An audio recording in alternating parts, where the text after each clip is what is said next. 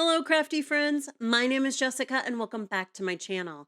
Today, I have a card for you where we have embossed a watercolor panel. We're going to use a lot of different sprays, oxide sprays, gloss sprays, even some spritzes, and we're going to do some ink blending. So let's go ahead and get started.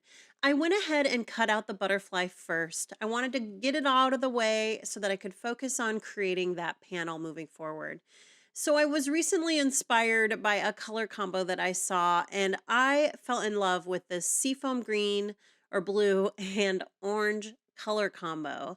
Now, these colors normally wouldn't play nicely ink blended wise, but for this, I just took my time and made sure that when I did overlap the colors, I was not over blending so that we created mud. And I think I achieved it. You'll have to let me know.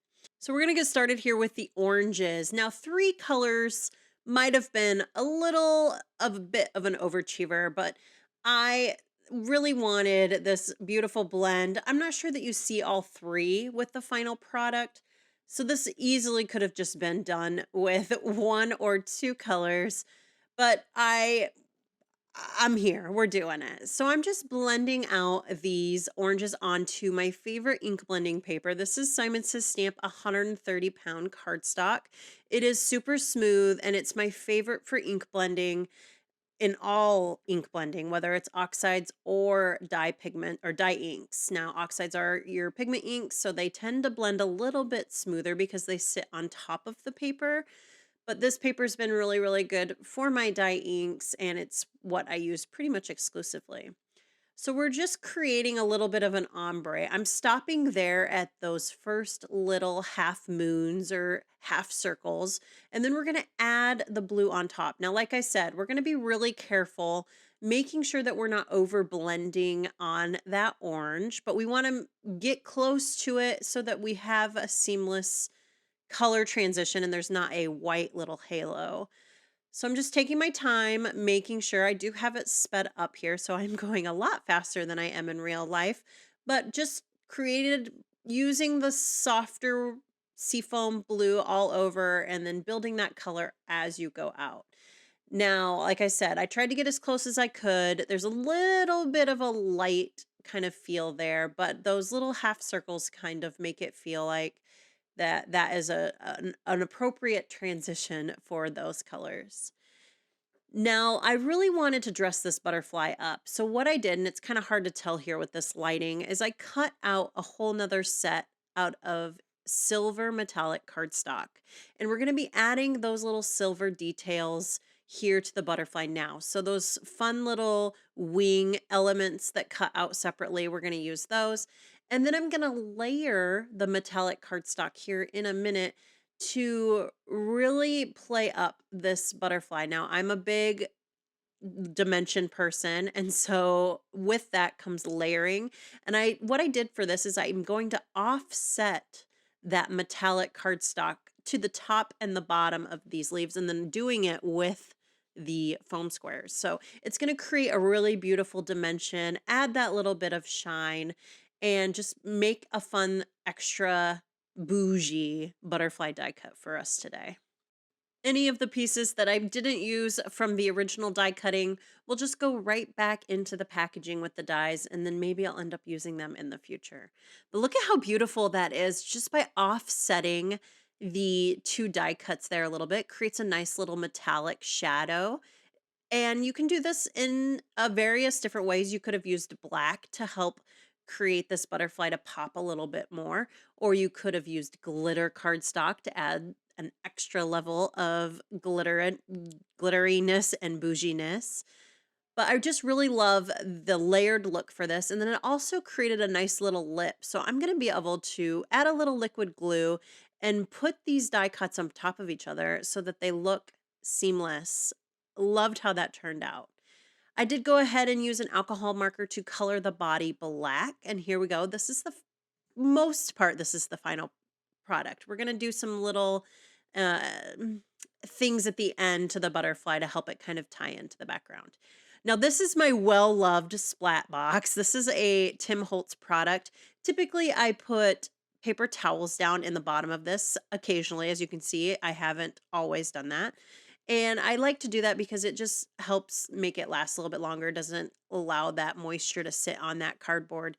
But I didn't have any. I'm out in my craft room or they've walked away. So I was being a little lazy and didn't go grab some. So this is the first layer. We're mixing those gloss sprays and oxide inks. I got a couple different colors of each. I'll have those linked below.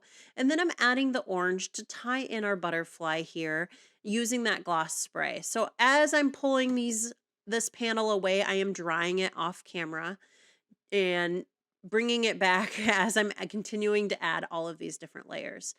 So now we're going to add a little bit of sparkle, but what I'm noticing is it's pooling, so you can, or it's beading up on the surface. And that's because I used two different colors of gloss spray, but I loved the texture that it gave. Look at how fun this panel is.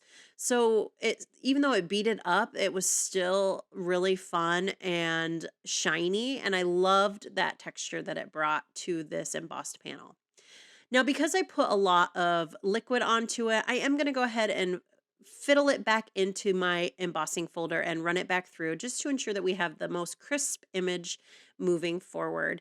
And even though I had quite a bit of product on here, it didn't have any cracking or crazing or anything like that. And the paper held up really, really well. This is Canson watercolor paper, and I do also have that linked below. It's a great one. When you're adding a lot of liquid, it holds up very, very well. So, as we all know, if you're new here, maybe you don't, but I am a huge pivoter. So, we've done a couple things to this panel that maybe I didn't intentionally want to do in the beginning. And so, we're building this card through my process together. And wasn't planning on adding black, but here we are. I did. I thought it would tie in the middle of that butterfly really, really well. And then also have the ability to bring in the color combo that I'm using here for the sentiments. So I'm using 2 layers or 3 layers of 110-pound cardstock in white, and then I cut out 3 shadow layers of the black. Now, I did that because I thought it would adhere a little bit better this way.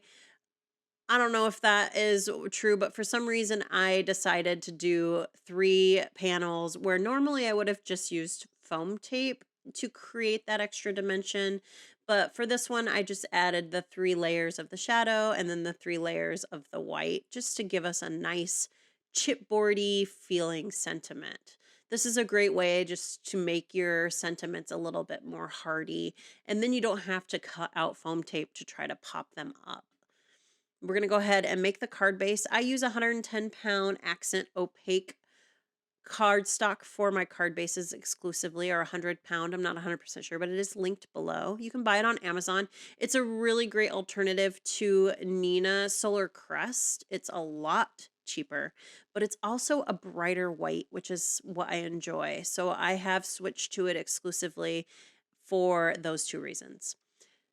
Now we're going to use just a little bit of dimension. Since we already have some dimension in our butterfly and some dimension in our sentiment, I decided to use my Big Mama foam tape.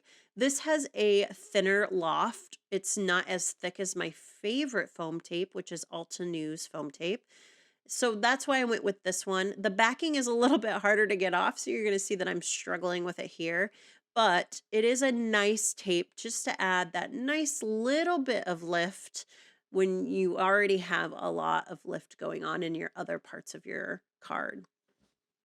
I also off camera trimmed this panel down to 4 by 5 1/4. That takes off that nice little border there for that white cardstock to come through from the card base. I like to have a border on my card. It's very rare that I will have a panel that goes from side to side during a card base. For the most part, I'm pretty exclusive with adding a border. Now, this is my typical border, but I have gone bigger to create a little bit more of white space depending on what the project is. So we're just finishing up here. I am an over adhesor, so you saw that with my foam tape. I put a lot down. I don't like saggy cards, so for me to put extra foam tape down is more important than not. And then I'm also an over adhesor when it comes to liquid. But I found that having this little pick or a pick similar to this is a really great way to pick up a lot of that excess glue and just be able to remove it from your cardstock. The one with the rounded edges are also really good for that, or like the little ball in the end. So I did trim or at least cut some of these additional butterflies out. And I just didn't like the way that they were clashing with that big, beautiful butterfly. So I did decide not to use those, but I'm not going to let them go to waste. I go ahead and I sweep them right back into the package with the die cut, and I'll end up using them in a future card, and they'll be all ready to go for when they're needed.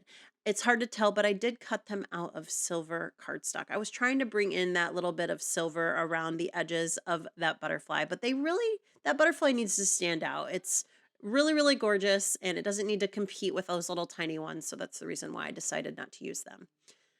Now, to tie in those black splatters, I did go ahead and grab a alcohol marker here, and we're just adding tiny little black dots, putting the concentration or making them more heavy at the body of the butterfly, and then slowly kind of thinning them out as you pull it out, kind of looking like scattered stars or glitter.